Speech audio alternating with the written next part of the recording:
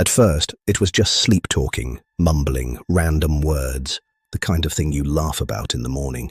Then it started answering questions, and that's when we realized something was awake, while she wasn't. Let me set the scene. This is the kind of story people tell late at night, when the fire is low, when the woods are too quiet, when everyone's pretending they're not scared, but nobody looks into the dark for too long.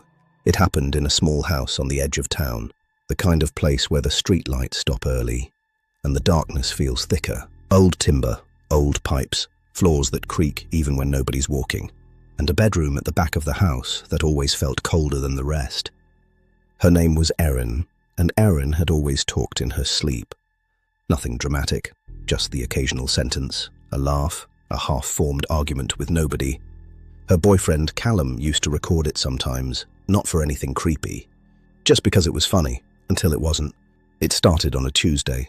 Callum woke up around 2:40 a.m. to Erin whispering. Not loud, not frantic, just steady, like she was reading from something. He rolled over, half asleep, and said, "Babe, what are you saying?" Erin didn't stop. Her eyes were closed, her face was relaxed. But her voice changed. It dropped lower than it should have been, and she said, clear as day, "Don't wake her."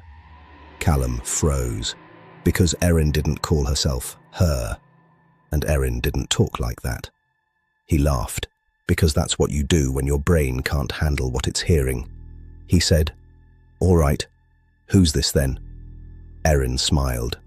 Not a normal smile, a slow one, like someone learning how a mouth works. Then she whispered, "Wrong question." The next morning, Erin remembered nothing. Callum told her. She rolled her eyes, said he was winding her up. But when he played the recording back, Erin went quiet. Because it was her voice, but it wasn't her. It had a rhythm to it, a confidence, like whatever was speaking wasn't confused. It knew exactly where it was. After that, it happened every night. Same time window, between 2:30 and 3 a.m. Erin would start with normal sleep talk. Then the tone would shift, and the words would get specific. One night, Callum tested it. He waited until she started whispering, then asked something simple. "What's my mum's name?" Erin answered instantly. "Janice." "Correct." Callum felt a cold flush run down his back. He asked another. "What was my first dog called?" Erin's lips barely moved. "Patch." Correct again. Now you could say, maybe Erin knew those things. Maybe she'd heard them 100 times. So Callum asked something Erin couldn't possibly know. Something he'd never told anyone. He leaned in close and whispered, "What did I hide in the loft when I was a kid?" Erin stopped talking for a full 5 seconds. Then she breathed in, like she'd been underwater, and she said, "The box." Callum's stomach dropped, because there was a box, a shoebox, taped shut, shoved behind insulation.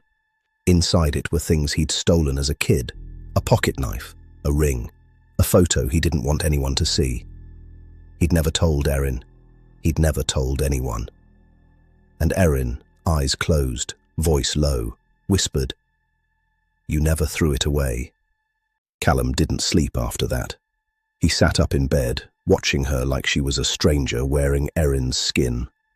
And the worst part, Erin looked peaceful, like a child, like nothing was wrong.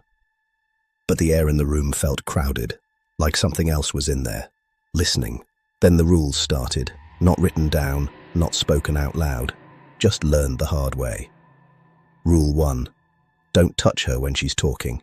Callum tried once, just a gentle hand on her shoulder. Erin snapped her eyes open, wide, too wide, and she stared straight through him, not at him, through him, and she said, "Hands off." Callum pulled back so fast he nearly fell out of bed. Erin's eyes closed again, and she started humming, a tune Callum didn't recognize, but it got stuck in his head for days. Rule 2. Don't say her name. One night, Callum whispered, "Erin, please, wake up." Erin's mouth twisted, and she said, "She can't hear you." Rule 3, don't ask it what it is. Because when he finally did, Erin laughed, a single dry chuckle, and she whispered, "I'm what answers." Callum started researching urban legends, old stories, forum posts at 3 a.m., and he found something that made his blood run cold. A local legend, an old one, about the listener, a thing that doesn't hunt you, it doesn't chase you, it waits.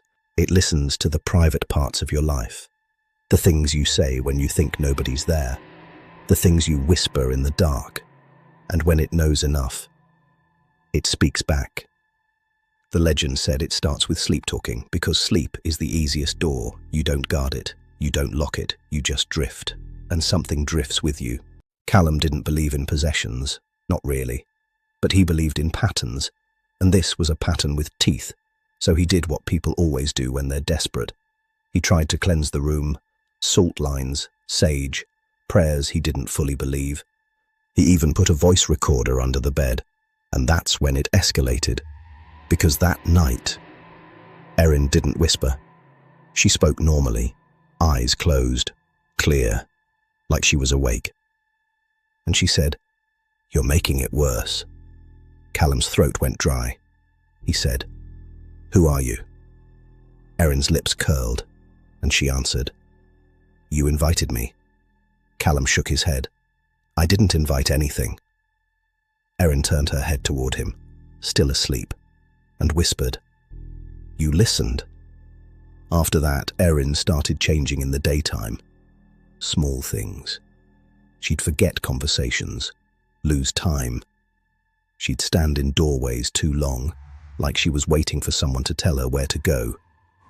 Then came the bruises, not random, finger-shaped, on her wrists, on her upper arms, like someone had been holding her down. Erin swore she didn't know how they got there, and Callum believed her. Because Erin was terrified, but whatever spoke at night wasn't. The breaking point came on a Friday.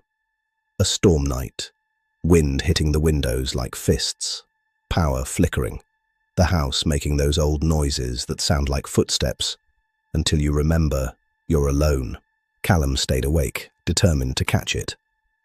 At 2:47 a.m, Erin started talking. At first it was nonsense, then the voice dropped, and it said, "Tell him to check the mirror." Callum's heart hammered. He whispered, "What mirror?" Erin's mouth barely moved. "The one in the hall." Callum stared into the darkness of the hallway. There was a mirror out there, old, tall, belonged to Erin's nan. They'd never liked it. It made the hallway feel longer than it was. Callum didn't move. Erin's voice sharpened. "Go on." Callum swallowed. "Why?"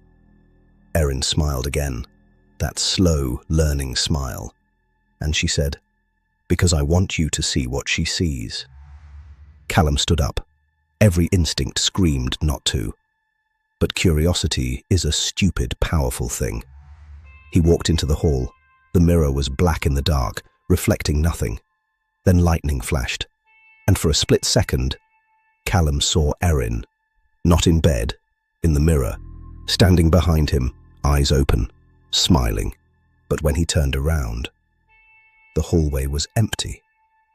He looked back at the mirror, and Erin was still there, only her smile was wider now, and her mouth moved. No sound in the hall, but in the bedroom, behind him, Erin's sleeping voice whispered, "Now you know." Callum stumbled backwards, hit the wall, nearly dropped to the floor. He ran back into the bedroom.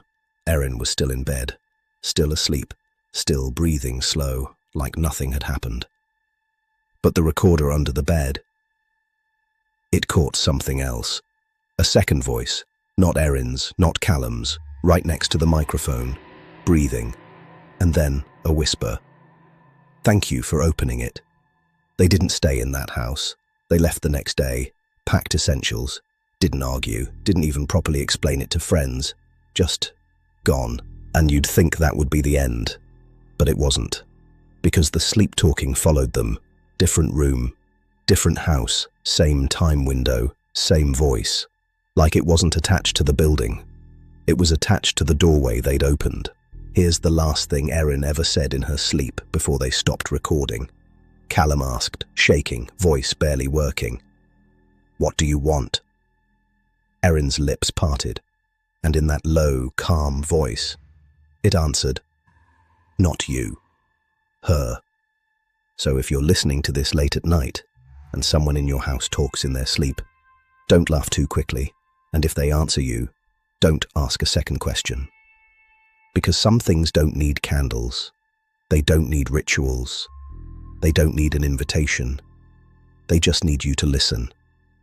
And once you do, they learn your voice. They learn your secrets. And eventually, they speak back. If you want part 2, I'll tell you what the legend says happens when the listener finally gets what it came for. But only if you ask, because I'm not sure you'll sleep after it.